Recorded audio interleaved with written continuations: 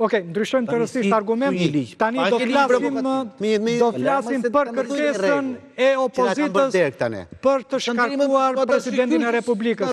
Regjia, ju lutem nxirrni në mur pikat në të cilën është bazuar gjithnjë sipas opozitës kërkesa për të shkarkuar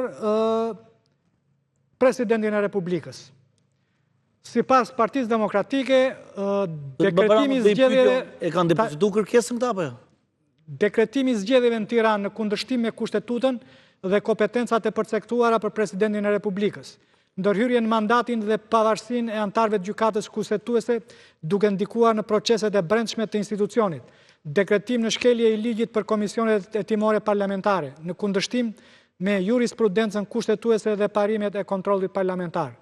Dekretimi i të ashtuquajtërës ministre virtuale Diella, akt që konsiderohet i pavlefshëm dhe fiktiv. Mosveprimi për ndalimin e trupës diplomatike nga përfshirja në fushatën zgjedhore, duke cënuar paanshmërinë institucionale të presidencës. Ndërhyrja e kabinetit presidencial në procesin e administrimit të zgjedhjeve, përmes ndërhyrjeve jo formale ndaj strukturave shtetërore përkatëse. Rastet të dyshuara të përfitimeve fiktive, punësim formal i djalit të tij presidentin e kompanisë sigurimesh, që ka fituar tendera nga presidenca, si dhe përfshirja e vetë presidentit Begaj në një klinik private. Kreshnik, qëndrojnë këto apo jo? Një qëndrojnë apo jo pretendimet është një gjë nga njëra anë, një argument, nësa qëndrojnë apo jo si shkelje të rënda të kushtetutës dhe si motiv i parashikuar nga ligjbërësit në dispozitat kushtetuese, të cilat lidhen me arsyet në cilat duhet shkarkohet presidenti, është një gjë tjetër. Së pari, kjo ka dy aspekte, aspektin politik dhe aspektin juridik. Për sa i përket aspektit juridik, unë ndjej keqardhje që brenda 3-4 vitesh Parlamenti i Shqipërisë përballet me një praktik tejet negative, siç është tendenca për të shkarkuar presidentët e vendit, fillimisht nga Partia Socialiste me kërkesën për të shkarkuar Ilir Metën, të cilës i vajti deri në fund edhe me votim, dhe nga ana tjetër në të njëjtat pozita vjen edhe Partia Demokratike, e cila nëse do të ishte në pushtet, dyshim që do të bënte të njëjtën gjë dhe ndoshta po t'i kishte numrat, do e realizonte edhe shkarkimin e Bajram Begajt. Pra, jemi në një situatë që pas 35 vitesh, Rama dhe Sali Berisha funksionojnë me të njëjtin mentalitet dhe sistem politik për shkarkuar... Po ta lëm Ramën dhe Berishën, Kreshnik. Të qëndrojnë të kjo. Tani të qëndrojmë të kjo. Presidenti i Republikës i drejton një pyetje zhvejkiane gjykatës kushtetuese dhe i thot doon që a i s'ka donë mandati gjyqtare Sonilja Bejtja, kur a i e ka në kushtetut që i s'ka donë në 2028. Jo, s'është. Jo, s'është. Dëgjoj. Ata që na ndjekin duhet të kenë parasysh që Kushtetuta e Republikës Shqipërisë... A mori një mandat të plot ajo? Dëgjoj deri në fund.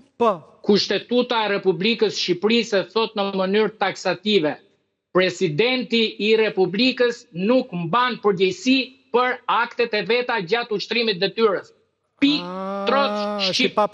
Edhe një herë. Jo, se nuk është ashtu. Kushtetuta e Republikës Shqipërisë ka një paragraf në vete ku deklarohet: Presidenti i Republikës nuk mban përgjegjësi për aktet e veta gjatë ushtrimit të detyrës. Pyetja jote që ka përgjegjësi Presidenti i Republikës për një pyetje që i bën Olta Zaçës, a përbën kjo shkelje që Gazbardi ta heqi si president, nuk përbën shkelje dhe nuk është përgjegjësi e presidentit sepse ja garanton kushtetuta. Jo unë. Për mua, ta ishin një orë më parë se gabim kanë bërë që e kanë zgjedhur dhe emëruar. Por kushtetuta i ka dhënë disa garanci presidentit për ta mbrojtur nga represioni politik. Po pikërisht për ta arsye, duhet të kryej vetëm detyrën e kryetarit të shtetit, Jo të bëj koronaskopi, do unë edhe në të kajo Agji Bademi, qa është ajo? Or po diskutojmë gjë tjetër. Ne nuk kemi tani, unë do të bëjmë analizën e punës të kemi 7 pika, shka shkeljet e pretenduara nga opozita. Tani ne po bëjmë analizën e 7 pikave të cilat ka analizuar dhe ka gjykuar Partia Demokratike se kemi të bëjmë me shkelje. Tani, këto mund t'jenë shkelje, a përbëjnë shkelje të kushtetutës dhe shkelje të rënda që të vlerësojnë si shkarkim, përsëri kushtetuta i ka dhënë disa garanci presidentit që edhe sikur PD-ja të arrit të siguroj një shumicë të cilësuar prej 93 votash, kjo të shkoj në gjykatë kushtetuese dhe gjykata kushtetuese të vlerësoj që këto është veprimet presidentit përbëjnë shkelje të rënda të kushtetutës për të shkarkuar, si që ishte rasti i zotit Ilir Metaj, presidentit për të cilën u vlerësua që nuk ishin shkelje si që kishte vlerësuar PS-ja dhe PS-ja kishte gabim. Pra majoranca ndonë se kishte votat atëherë edhe me ata deputetët e listës që nuk dojshin mandatin, dhe në këtë kontekst do të thoja që është ende herët, sigurisht, ka shkelje prej presidentit, ka. A përbëjnë shkelje të rënda që kërkon kushtetuta për ta shkarkuar? Unë vështirë se i konsideroj këto. Nuk e shikon që po përdoret gjithnjë si pas pretendimeve të opozitës.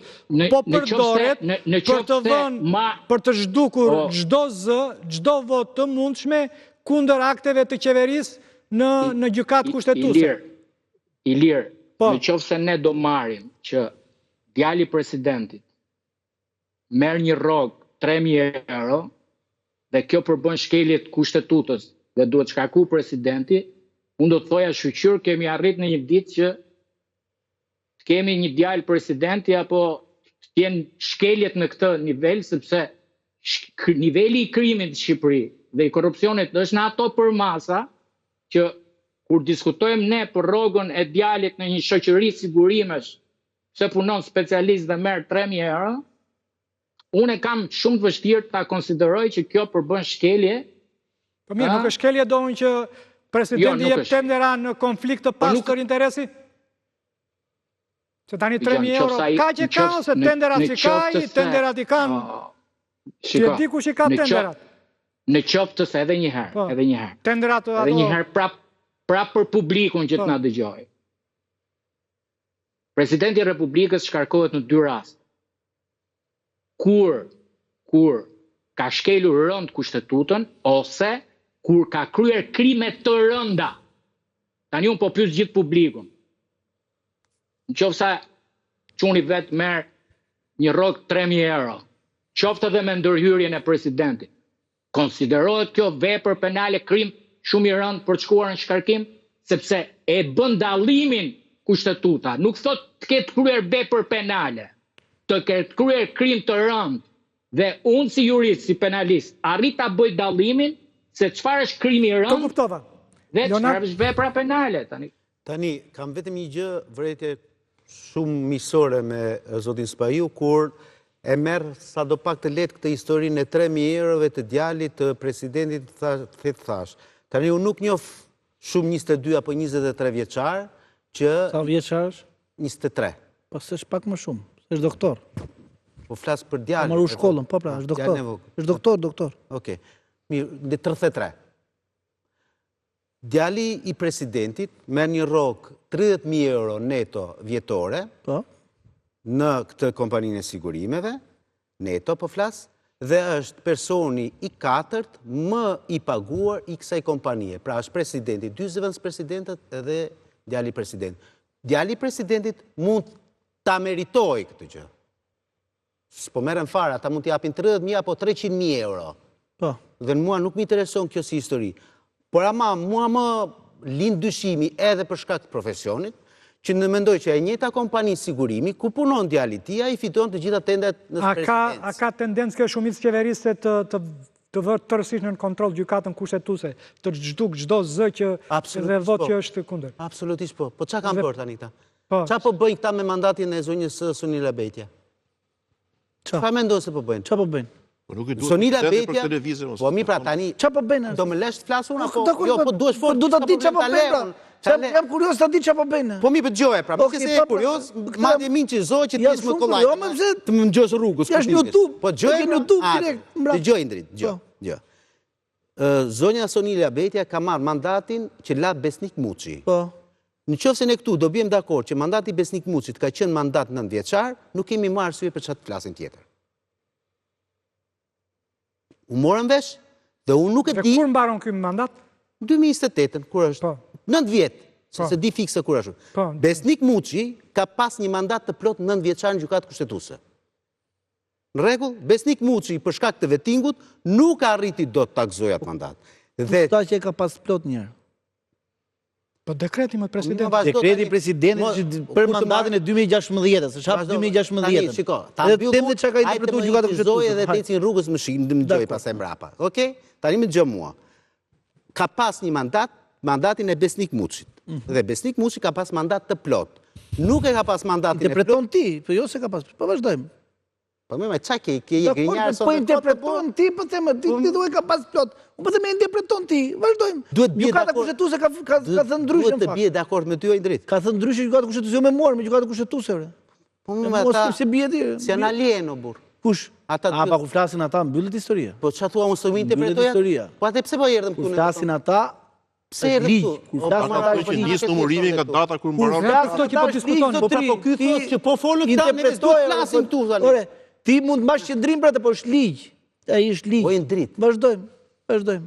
Hey, po më flet ti zoti i shtëpisë, nuk flet ti jo, më po çat ke gjetë më. Dakor. Jo më si jep, unë po them si interpreton ti, duhet ta di si interpreton ti. Po pra po të ngjosh do ta marrësh. Dakor. Po them një tjetër, gjykata Sonila Betja ka marrë mandatin e Besnik Muçit. Besnik Muçi ka pati mandat të plot 9 vjeçar. Ktu mbyllet çdo diskutim. Mandat të cunguar, jo të plot, e ka pas Holta Zaçe. Madje Holta Zaçe, dhe sot e kësaj dite është në kapërcim të mandatit vetë, sepse i ka përfunduar që në mars të këtij viti. Madje për te kësaja nuk do duhet as të gjykoj çështjen e Naure Dallagami, për mendimin tim modest, se unë nuk i gjykoj dot këta alienet e gjykatës kushtetuese, kush ja mund i gjykoj këta, as ta gjykoj në 11 nëntor në çështjen gjyqësore në Naure Dallagami, se bëhet fjalë për mandatin e saj, për postin që do zëvendësoj pikërisht Holta Zaçe. Po kjo nuk e vret mendjen për këtë pjesë. Do ta gjykohet atë. Mund ta çojë edhe në deri vitin tjetër dhënien e vendimit. Se kështu e shikojnë ta. Unë gjykoj që gjykata kushtetuese nga të gjitha mënyrat e mundshme është e kapur. Është e kapur që në kohën kur Elsatos e përshëndetë për vendimin e Tiranës apo për pezullimin e zgjedhjeve. Ata vendim i drejtë, super i drejtë, simbol drejtësie, doli kreu opozitës. Simbol drejtësie se kreu opozitës ta përshëndes gjykata kushtetuese për vendimin guximtar. Avokati i opozitës jam unë. Po them opozita ka ngretë si çështje. Opozita ka ngretë si çështje. Ja 2 ditë kanë netur të unë burr tani po më vënë. Unë dakord, opozita kemi të hyjsojnë, po unë më them. Në lidhje me dekretin dhe e mbylla këtu, në lidhje me dekretin, ishte të mos dihet lexoja shqip. Se njeni që e 5 minutë të thoshte, në momenti ku ka një apelim vendimi, pezullohen gjitha veprimet. Tani dekretin e Bexori Begaj apo unë. Dhe Begaj ka nga mbas një që ti e ke idhull, shqiptar ligjor. E ka pas ministër drejtësisë. Po ti pra dhe tash ty unë burr. Po atë djalin e Çajupi. Dhe ai nuk që ka kaq juristi. Shqiptar në PD ka gjithë ai, me thënë drejtën. Shqiptar gjithë në PD ka. Nuk ka qenë kaq juristi mafaj, që të kuptoj që po s'di të lexonte shqip. Partia ime ka për ministër, me thënë drejtë, po nuk është puna aty. Si ku është puna? Po të them gjë tjetër tani. Ç'a po? Ashtu. Ta marrim me radhë. Edhe Kadri Azbiun, partia e vetë e dënoi po kështu. Gjithë ministër. Tani do t'i marr me radhë zotri. Shkurt. Po, telegrafikisht.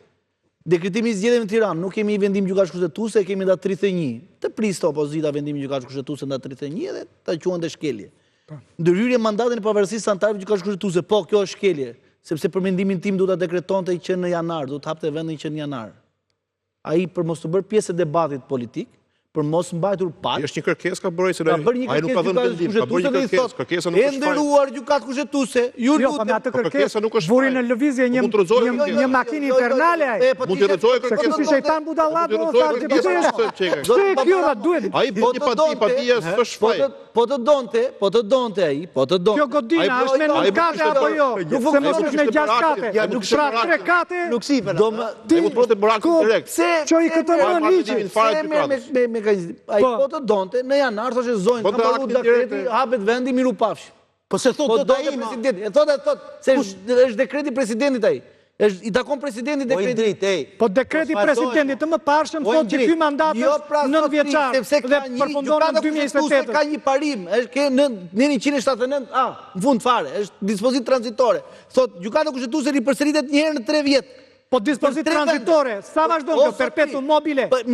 Perpetuum mobile vazhdon. Deri në 2022 vazhdon kjo dispozitë kalimtare. Me këtë interpretim që e bëni ju, e di ku rregullohet gjykata kushtetuese, 2045-ën. Dhe kjo të prishi punë Sepse ikin Ore, dy është- ngelin kata, po prish punë, mos i prish punë, prish parimi kushtetuese, çfarë flisni? Okej, po i heqim i këta të tre. presidenti Cili do heqim ky pas këtyre treve? Si? Të të bëj pyetje ty me që se e dike këtë. 2028 do ikin 3 tjerë. Cili do ishe? Gjafer Lari, Bina im duket edhe Po bëjnë 9 vjet ata, prandaj do hiqen. O, O sotri, po si më bën 9 vjet? Po ka bën 8 më, 8 bën, 8 vjet bën. 8 vjet Gjafer Lari, Bina 8 vjet. Edhe ai Po e nënt sikur është procedura, po tetë Ore, ka qenë o, fizike, Indrit, ka qenë fizike të tyre. fizikisht janë aty, sepse gjykata Edhe do kushtetuese presin në tjetër. interpretimin e saj, Edhe do ka presin marrë tjetër. qendrim shumë të mirë për mendimin tim. Numërimi nis kur hapet procedura. Numërimi nis nga momenti që hapet vendi. procedurë. Edhe me drejt zotit se këtu nuk i bënin procedurat, edhe vazhdonte 3 vjet zgjedhja. Ai thotë filloi procedurën përpara, që në moment që të filloi mandati, të filloi Aty fillon numërimi për 9 vitet. Që mos rri në varësi. Edhe çfarë bëri presidenti këtu për mos u bërë pjesë e debatit politik me drejt zotit, po për mu ka bë gabim se presidenti është për të marrë edhe veprime juridike, për të marrë edhe për nxjerr dekrete, i drejtoi gjykatës kushtetuese një pyetje, kur ju mbanon mandati secilit prej jush? Gjykata kushtetuese mori vendimin, që e vonoi shumë, për mendimin tim 10 muaj sa e vonoi. Gjykata kushtetuese tha, filan gjyqtari mbaron këtë datë, filan gjyqtari mbaron këtë datë, filan gjyqtari mbaron këtë datë. Ai ka shpangur iniciativën e vet. Ja se do i marr çik me Po, flasin edhe të tjerë. dekretimin në shkelën e ligjit komisionit hetimore. Po, Çdo president ka bërë dekrete ligjesh që i ka shfuqizuar gjykata kushtetuese. po. Siç ishte edhe ligji për tatimin e bizneseve të vogla gjitha me radhë. Pse se çojmë për ata, i sojësh. E dyta, dekretimin e zhurmit ministër virtuale. Pse sa ka çu PD-ja këtë në gjykatë kushtetuese? Dekretin ta shfuqizojnë në gjykatë kushtetuese një herë dhe pastaj thotë që ka presidentin gabim. Vej një herë PD në gjykatë kushtetuese, të fitoj, pastaj ka gabim presidenti. Vazhdojmë. Mos veprimi ndalimin e trupës diplomatike. Tani ne e dim që presidenti në politikën e jashtme ka vetëm rol honorific. Ata kanë ministër. Magari. Po pa ashtu e ka bërë kushtetuta o zotri. E qartë, e mora vesh. Duhet ta dekorojmë. Po, Elton, Një fundit, po sa ta them diçka. po ha pra. Tendrat që tha Nardi ka marrë në vitin 2024 ajo firma Po. e siguracioneve 140 euro nga presidenca. 140 euro. Po pse gjenjen hapur më? 140 euro. Të lutem. Nxirri, po unë kam parë denoncimin. Një minut. Ka një sekondën, tani dëgjoj sot. Tani do me fotot? Po. Kam parë denoncimin, ja këtu një minut. Denoncimin e kryetarit grupit parlamentar Për sa euro e humbi mandatin e deputetit? Të lutem. Në Në 2023. që kishte Dhe 2023. Janë as tendera, po s'janë as tendera, më fare. Se ka dhënë me prokurim drejt për drejt. Po jo më s'janë tendera fare, janë. Po se 140 si presidenti ato. Dëgjoj, Presidenti komision tender. O zotri, Po jo mos e spaj, thirrni me aty, më nuk komerci me presidenti. Qa lidhe O ka? zotri, do këtu. I do, ja i ke këtu. Si kanë nxjerr zoti Bardhi këtu. Dhe qa thot aty? Do vitin 2024. Ha, Një minutë tani, po da gjej 2024. e po gjie. Penzime të tjera. Thotë më fal. Ha, Që ka 186.000 lekë vjetër. është 186.000 lekë vjetë, ka marrë atë për atë financimin? 2024, po. Nga ajo ansigu? Presidenca ansigu ka marrë nga presidenca 2004 186.000 lekë vjetër. Fal, që kanë 190 euro. Më fal, kërkoj ndjes. 2004. 2025 janë 500 euro. Kurse në bumi madh, domethënë është 2023-shi. Atë është dëgjoj. Ku në 2023 ka marrë Janë për 10.000 udhtim, euro. siguracioni udhtimia, pra kur shkon delegacionet marrin 3 euro Po siguracion. nuk ka korrupsioni madh. E gjithë transaksioni midis kompanisë sigurimit dhe presidencës është 11.000 euro. Turpi zotit. Për 3 vjetë. Leonard, Jo, do ta nxjerr tani. Nxirë me... Unë besoj zotin Bardhi. Besoj zotin Bardhi. Jo, moja ti e ke pas shok ngusht atë, kështu që do ta besosh atë ti edhe të ruash. Në fakt nuk janë aq. Kushta e kam pas, pse është e kam pas? Është pikë kërkesës ajo që thuati. Urdhëron? E pse kabinetit është pikë kërkesës që thuati. Cila pjesë e kabinetit? Po pa që thuati për një person. Është pjesë e kërkesës, po që se shikon, e ke aty, ndërhyrja e kabinetit presidencial. Ndërhyrja e kabinetit presidencial për zotin Rusmajli, pra që ka ndikut e zgjedhjet dhe zotin Rusmajli.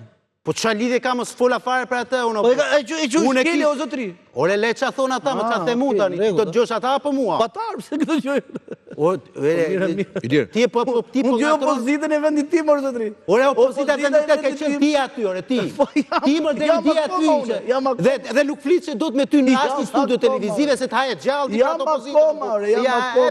Jam akoma. Po nga u bëre ka shpirtin se ndryshove kështu tak tak. Ndryshoj fare unë. Qetëso. Po nuk bëhet ajo është gjithë nxirret faqja parë e letrës. Po ti pyet një herë, ore, ku punon, ç'a punë bën? Ç'a i kushton opozitës të bëjë një kërkesë ILDKP-sër? Ka marrë lek ky presidenti, ka punuar punë dytë ky presidenti apo jo? Po pra e ka deklaruar vet ato. O zotri, ai ka deklaruar vet. E morë vesh si opozit? I çon një letër ILDKP-s? Zoti president në kundërshtim kush ka punuar punë dytë apo jo? Ore jenë Terezia. O zotri, po si ka marrë pa punuar? Po jo, më jam pagesa. Jam pagesa për vitet e më parë. E mbyllat lutem. O babara, më do më gjës pak? Po. Për sa i përket pjesës së presidentit që ka punuar tek Acibademi, e ka deklaruar vet. Te deklarimi i pasurisë, po ti s'di të lexosh o vlla. E s'merrem më me ty. Një. Po tani do dëgjosh ndonjëse po më çmend tani. Dhe e dyta, dhe të njëjta gjëra, presidenti ka deklaruar vet edhe për mësimdhënie që ka marrë aty tek Universiteti i Forcave të Armatave. Para se të merrte E lexove përgjigjen e pavarësisht. E lexove përgjigjen pavarësisht sumat për të cilat po flasim. E lexove përgjigjen. Nuk janë të atilla sa ne mund të merrem Akademisë Forcave të Armatave. Ka qenë para mandatit, pagesa 2024. Pagesa është bërë në 2024. Po jo para. Pagesa është bërë 2024. Unë kam punuar para 3 vjetësh diku. S'ma kanë dhënë rrogën, ma kanë dhënë mas 3 vjetësh. Ku do të deklaroj në formularin për katës, po vetë që e marrë pagesën. Po merrem ato, unë po them, çka kanë lexuar tek ILDKP-ja që po thot ky zotria? Po pra është ardhur pra. Ka marrë këtë dhe është ardhur. Tani ju bën të çmend në vit më kanë ardhur llogari, o zotri, po ti s'do me dëgju. Rregull, vazhdo. Përgjigja e Akademisë së Forcave të Armatosura ishte shteruse.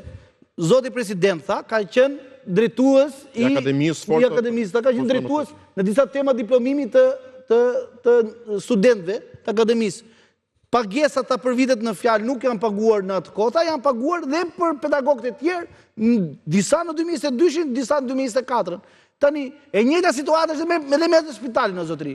Ka punuar për para dhe pagesën kanë ardhur në llogari në 2023 dhe ka deklaruar kur i kanë ardhur, o zotri. Në bazë të ligjit, detyrimi për deklarim lind kur bëhet pagesa fizike, pavarësisht se kur ti ke bërë punën për kacë. Përtej kësaj, përpjekja e PD-s dhe opozitës kundër presidentit Begaj është një përpjekje e kotë si nga ana politike dhe nga ana ligjore. Nga ana politike, sepse zoti Begaj nuk është një personazh politik aq i fortë sa që opozita duhet investohet kundër tij. Ata e kanë nisur këtë fushat me pretendimin se duan të presin krahët e kryeministrit, por është një përpjekje politike në drejtim të gabuar. Nga ana ligjore, pastaj nuk qëndrojnë pothuajse asnjë nga ato argumentet, edhe po ti marrim me radhë, edhe dekreti për zgjedhjet nuk qëndron, sepse gjykata kushtetuese, kur ka bërë pezullimin, nuk është shprehur fare dhe nuk është referuar fare tek 115 e kushtetutës. Të gjithë arsyetimin e saj, për sa i përket pezullimit të datës së zgjedhjeve, e ka mbështetur tek një nën tjetër që është 45 mos gaboj gjykatës kushtetuese. Pa në këtë kuptim, gjithë procedura e pezullimit të datës së zgjedhjeve për Bashkinë e Tiranës nuk ka lidhje fare me nenën 115 kushtetutës. Dhe besoj në këtë linjë do të jetë vendimi që do të merret në fund muajit. Gjithashtu arsyet e tjera se presidenti bën një ankesë, bën një padi, bën një kërkesë, nuk është faj. Nuk mund t'i thuash dikujt pse kërkove diçka. Ka bërë Ilir Meta pa fund. Shkon në gjykatë, gjykata të thotë, ke të drejtë, s'ke të drejtë. Gjithashtu, arsyet e tjera pastaj janë krejt qesharake, mos ndalimi i ambasadorëve për të marrë pjesë në fushat, ma thua si presidenti ka një trup ushtarake, si që ishte dikur shef shtabit, dhe të njiste këta ushtarët në për ambasada për t'i ndalu ambasadorët. Nëse ambasadorët kanë dekaluar të tyrën e tyre, ka procedurat tjera. Opozita, tek me emra ambasadorësh, mund të shkojnë institucionet përkatëse, mund t'i padisi, mund t'i kallëzoj, edhe mund të merret masë kundër tyre. Leonard, falenderoj, Indrit, falenderoj. Kjo ishte pjesa e parë e këtij emisioni. Në pjesën e dytë do të flasim për atë betejën e radhës mes Edi Ramës dhe Albin Kurtit. Sa në sheshin Skënderbej të premten e kaluar, aq edhe në Çajir të Shkupit dje, ku duket se viktime e radhës së kësaj beteje mbeti Ali Ahmeti. Publicitet.